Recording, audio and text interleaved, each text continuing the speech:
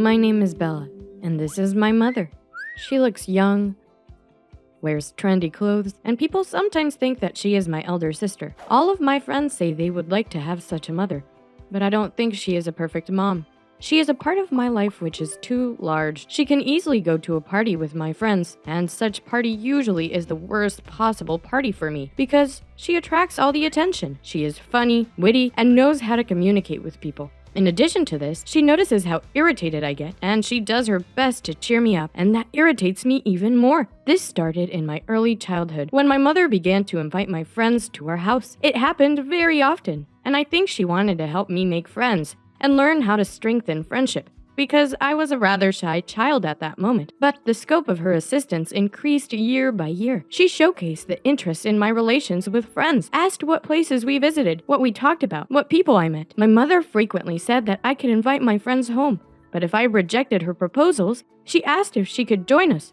My friends were fond of her very much, and sometimes even said that if my mother didn't come, I should not come either. I felt angry, but didn't say about that to her because I was afraid my friends would change their attitudes to me, or we could fight over it. And making new friends was not an easy task for me. I began concealing the information from her about the new people I met. A couple of weeks ago, I got acquainted with a guy on a dating site. At first, we just exchanged messages, but then decided to meet. We agreed to have dinner at a cozy cafe located far from the city center to avoid meeting any people we might know. He met me near a bus stop, and we moved toward the cafe. He made jokes. We laughed a lot. He seemed to be a great guy, and I liked him. I even laughed to myself that I would introduce him to my mother just before the wedding, not earlier.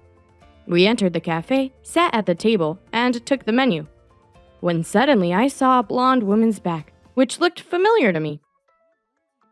It was my mother, of course. She was talking to a man who was a complete stranger to me. I was shocked. I started thinking about an excuse to leave the cafe, but it seemed foolish to interrupt such a good date.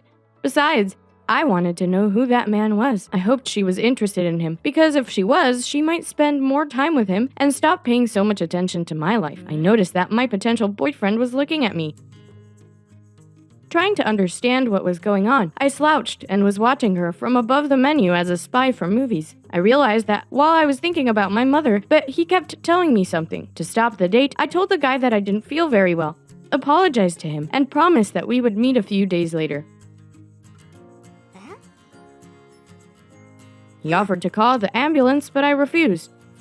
Then I said I had to go and left the cafe. On my way home, I sent him several messages saying that I was sorry and hoped to see him soon. My mother was at a place where I didn't want her to be, even when I didn't tell her I was going there. Was it a coincidence? I really wished to tell her all I thought about her. When she arrived home, I noticed she was smiling. Probably her date was a lot more successful than mine. This thought made me even angrier. I said, "Mom, we need to talk. Honey, can we talk a bit later? I really want to have a shower and relax." "No, either we talk now or I leave this house."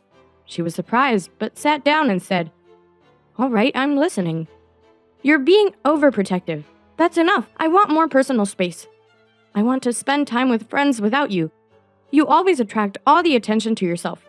I'm tired of all the questions about where I am, who I am with, who I met, and what I did. I want to tell you things when I want to, not when you do."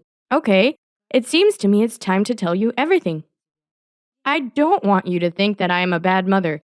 I didn't expect such an answer. It made me feel worried. When I was pregnant with you, your father made friends with some really bad people, did bad things, and finally died.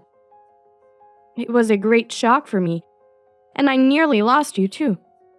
Since then, I was worried that you might follow in your father's footsteps and have some bad friends either.